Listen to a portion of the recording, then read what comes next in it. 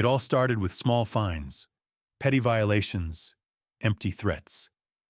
Then, they showed up at my door, flashing badges, voices firm, telling me I was under arrest. Said I had violated HOA regulations. What they didn't know?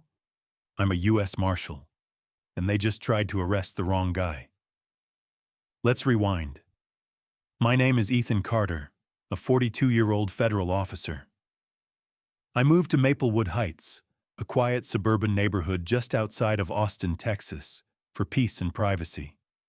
No HOA, no ridiculous rules, just a house I loved on land that was mine. That's when I met Deborah Lawson, the self-appointed queen of the neighborhood association. She thrived on power, making up rules where none existed. The first time I met her, I could already tell she was trouble.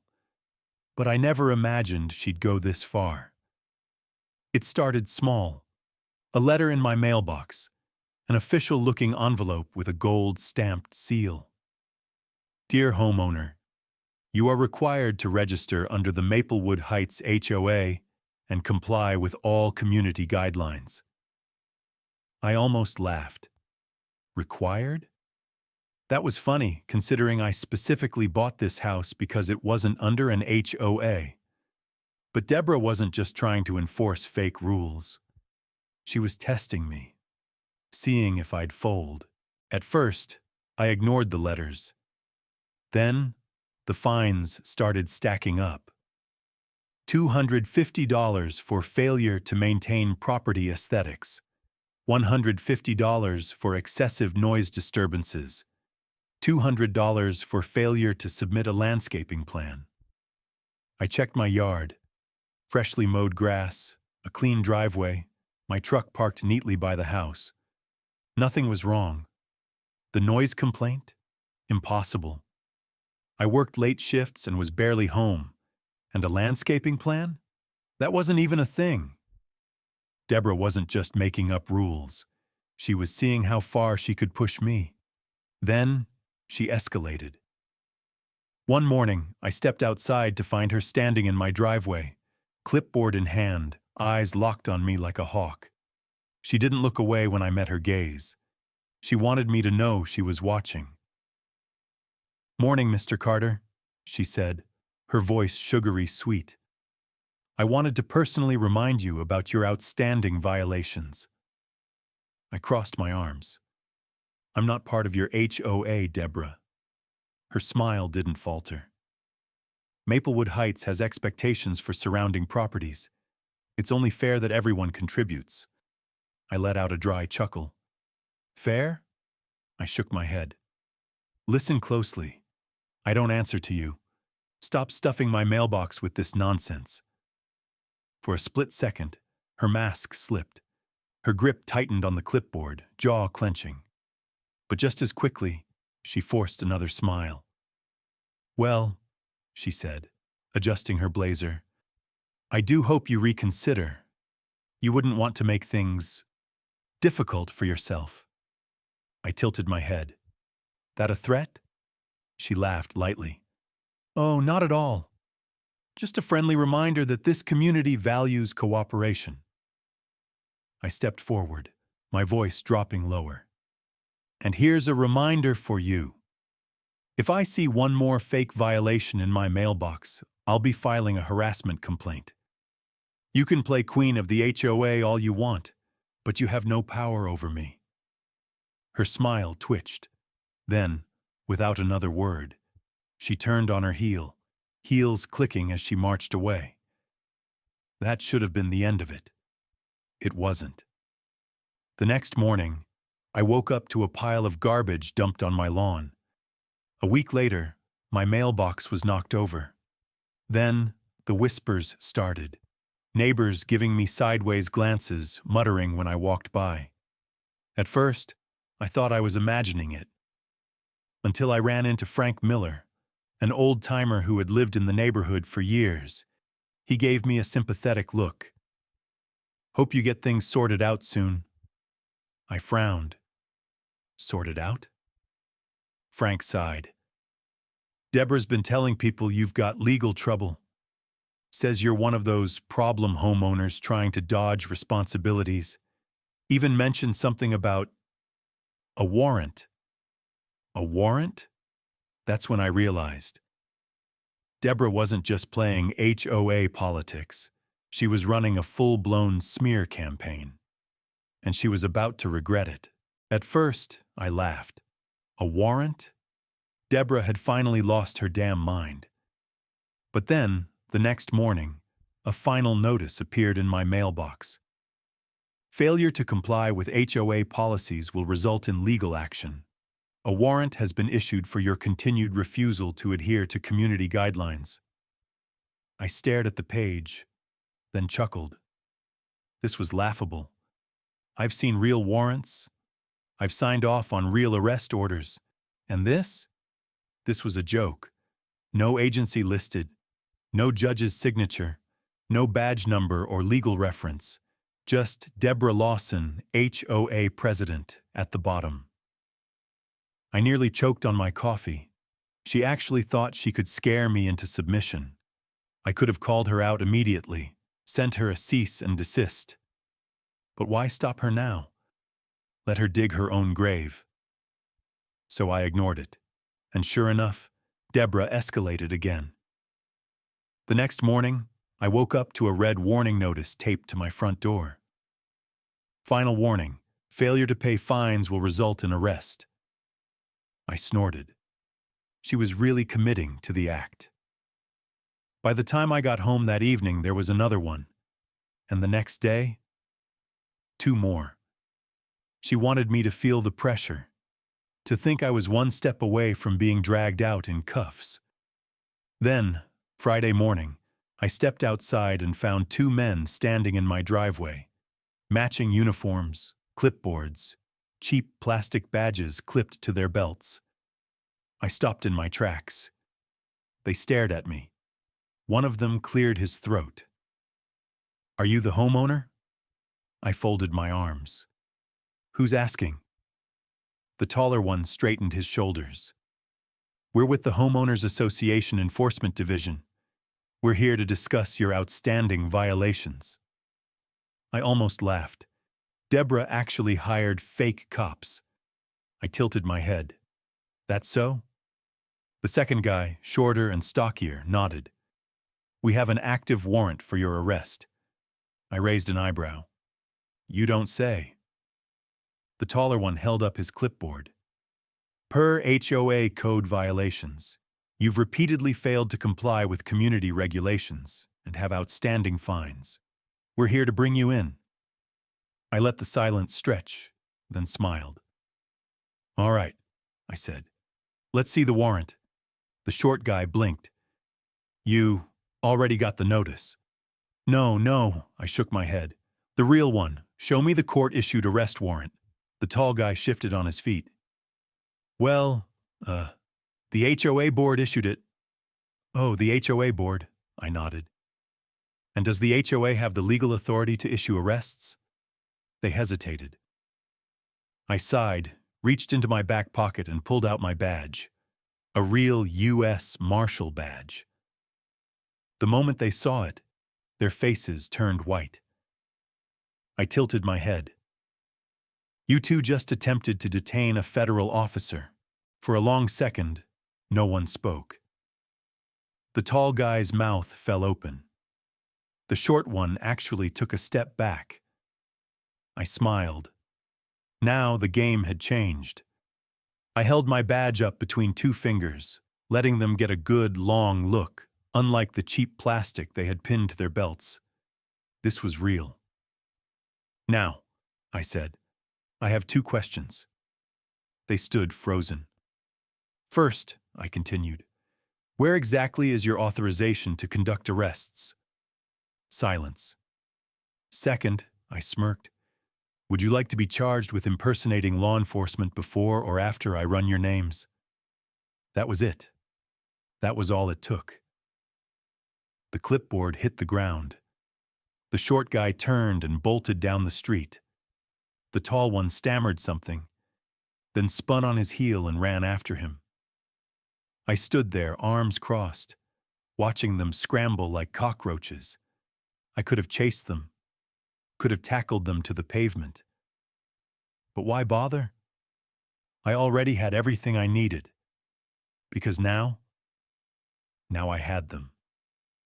That night, I sat at my desk, ran their names, and oh, I found so much more than I expected. These guys weren't real cops. They weren't even licensed security officers. They were part of a phony private security firm, a business Deborah had created herself. And it got worse. She had been pulling this scam on multiple homeowners. Fake citations, fake violations, fake arrests. And somehow, it had worked. I started digging. Public complaints, legal filings, HOA financial records. And what I found? Deborah wasn't just faking violations. She was running a full-blown extortion racket. Her scam worked like this. 1. Find a homeowner who refused to join the HOA. 2. Hit them with fake fines and bogus citations. 3. If they ignored them, escalate. Send the HOA police to scare them. 4. If they still refused to pay, seize their property for unpaid debts. 5. Resell the house to HOA-friendly buyers for a special assessment fee. It was organized theft. Homeowners had lost their houses over this, and somehow no one had stopped her. Because Deborah wasn't working alone. While combing through city records, I found something interesting. A judge's name. Judge Robert Whitaker, a local magistrate who had repeatedly ruled in Deborah's favor. A judge who had signed off on HOA property seizures without verifying the claims. Either Deborah had him in her pocket, or he was too lazy to check the facts. Either way, this was gold, because if Deborah's rulings weren't legal, every single HOA foreclosure she pushed through could be overturned. Lawsuits, refunds, criminal charges. She had built her power on fake authority, and I was about to rip it all away. I had everything I needed, names, records, and proof that Deborah's HOA was a fraudulent extortion ring. But I wasn't going to just expose her. I was going to let her walk straight into a trap, so I baited her. I took one of her fake citations, the latest final notice warning of pending legal action, and I responded. I sent a formal request for a hearing, made it look like I was scared, like I was willing to negotiate. And just as I expected, Deborah took the bait. The next day, I got an email. You are hereby summoned to an official HOA arbitration hearing. No courthouse listed, no legal venue, just a time, a date, and a warning that failure to appear would result in further legal consequences. I almost laughed. She was about to walk straight into her own downfall. So I made my final calls. Local law enforcement, the district attorney's office, and the U.S. attorney's office, because this wasn't just civil fraud anymore. This was federal fraud, mail fraud, wire fraud, extortion, and now it was time to let Deborah bury herself. The trap is set. I arrived early to the hearing. No official courthouse, no legal office, just a generic meeting hall in a rented community center. Translation: this wasn't real. This was a mock trial, designed to intimidate homeowners into signing over property, paying bogus fines, and surrendering to HOA extortion.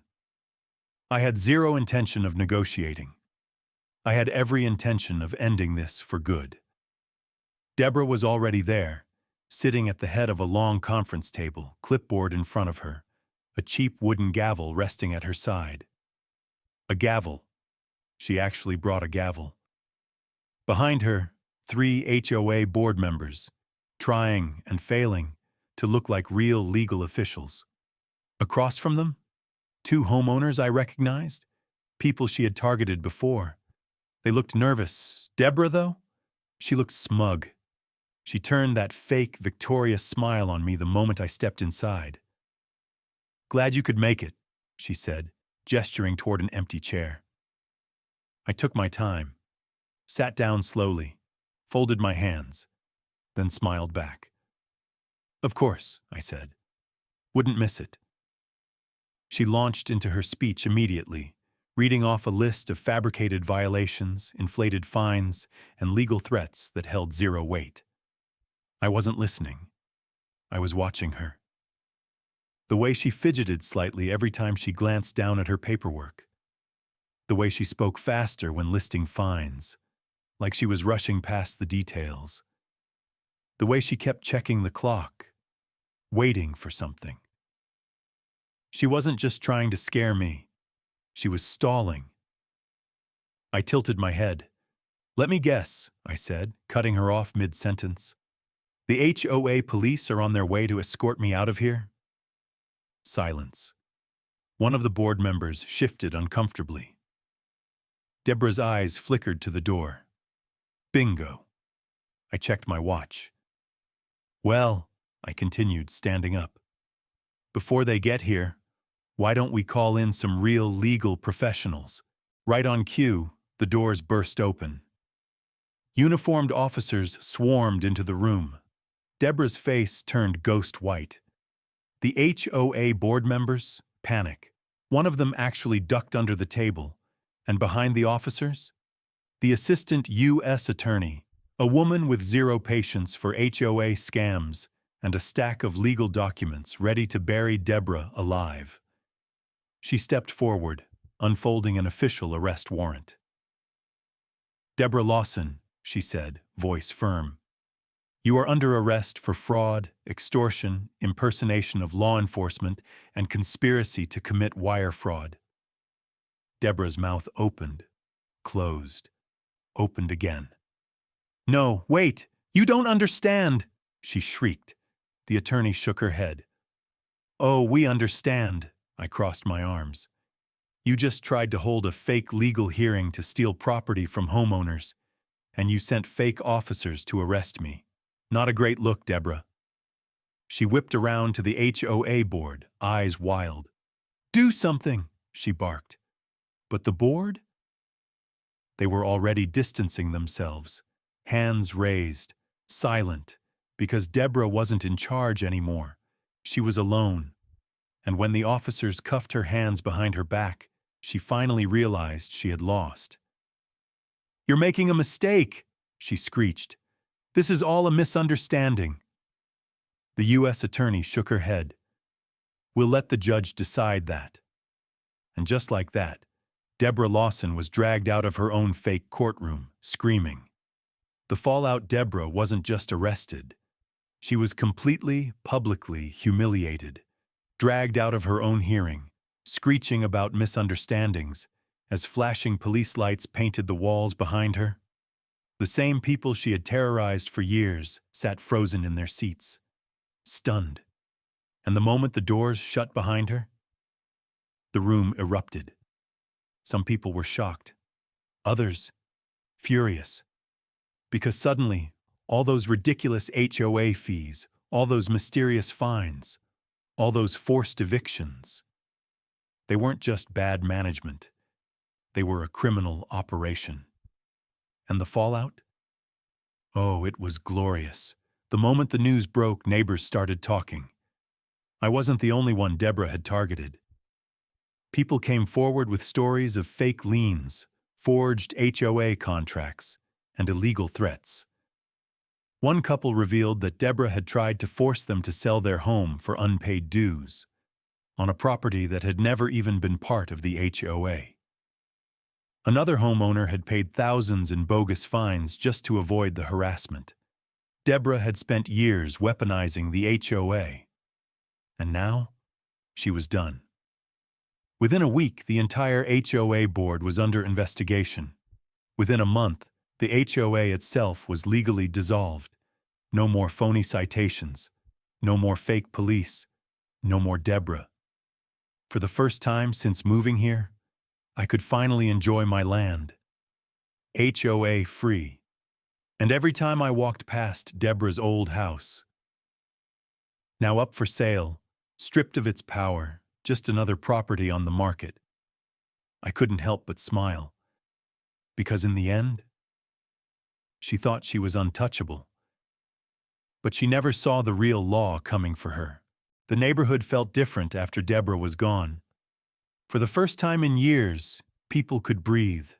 No more threatening letters in the mail, no more fake citations for nonsense rules, no more fear of losing their homes to some HOA scam. The Maplewood Heights HOA had been completely dismantled. The remaining board members lawyered up, but it was too late. The damage had been done. And Deborah? She tried everything to fight the charges. She blamed the HOA board. She blamed the fake officers. She even tried to claim she was the victim. But the evidence was overwhelming. Deborah wasn't just facing fines. She was facing felony charges, fraud, wire fraud, extortion, impersonating law enforcement. And when the judge finally handed down her sentence, she didn't get probation. She didn't get a slap on the wrist. She got prison time. The same Deborah Lawson who spent years threatening people with legal action for breaking HOA rules. Now, she was sitting in a real cell, under real authority, surrounded by people who didn't give a damn about community guidelines. Justice served. After the HOA was dissolved, something amazing happened. The neighbors started talking. For the first time in years, people came together, not out of fear, but out of relief. Some celebrated the end of the HOA. Others demanded answers. Where had all their money gone? Many filed lawsuits to reclaim the thousands of dollars Deborah had scammed from them. When the financial records were finally made public, it was a disaster. Hundreds of thousands of dollars siphoned into personal accounts. Fake maintenance projects that never existed. Bogus security firms hired to enforce her fake rules. Deborah wasn't just abusing power, she was stealing. And now, she was going to prison for it. The judge didn't hold back. She sentenced Deborah to multiple years behind bars. Her scam was over. Her power was gone. And the neighborhood? Finally free. A new beginning. I still live in Maplewood Heights. Now, it's peaceful. I wake up, step outside, and don't see fake warning notices taped to my door. I don't hear whispers about warrants or legal trouble. I don't have to fight to keep my own property. And every time I walk past Deborah's old house, now up for sale, empty, powerless, I smile. Because in the end, she thought she was untouchable, but she never saw the real law coming for her. Power is only as strong as the fear that upholds it. Deborah ruled with intimidation. She made people believe she had authority, and for years, no one challenged her. But fear isn't real power. The moment someone stood up, her entire empire crumbled. This happens everywhere. In workplaces, communities, even governments. Some people will abuse authority, hoping no one questions them. But the second someone fights back, their illusion shatters. If there's one thing this experience taught me, it's this. Bullies don't win when you refuse to play their game. Deborah thought she could control me. She thought she could scare me into submission. She forgot one thing. I knew the real law, and she was breaking it. The best way to defeat people like Deborah, expose them, make them answer for their actions.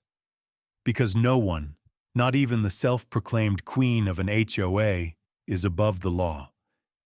If you ever find yourself dealing with a corrupt HOA, a shady boss, or someone abusing power, remember, know your rights. People like Deborah rely on your ignorance. The more you know, the less control they have. Document everything. Keep records, emails, and violations. The truth is the strongest weapon. Don't fight alone. Deborah stayed in power because people were afraid to challenge her. When neighbors spoke up, she fell fast. Expose the corruption. People in power hate one thing: accountability. Whether it's reporting to authorities, filing lawsuits, or going public, don't stay silent. The law is meant to protect you. People like Deborah, they think they can cheat the system until the system catches up to them.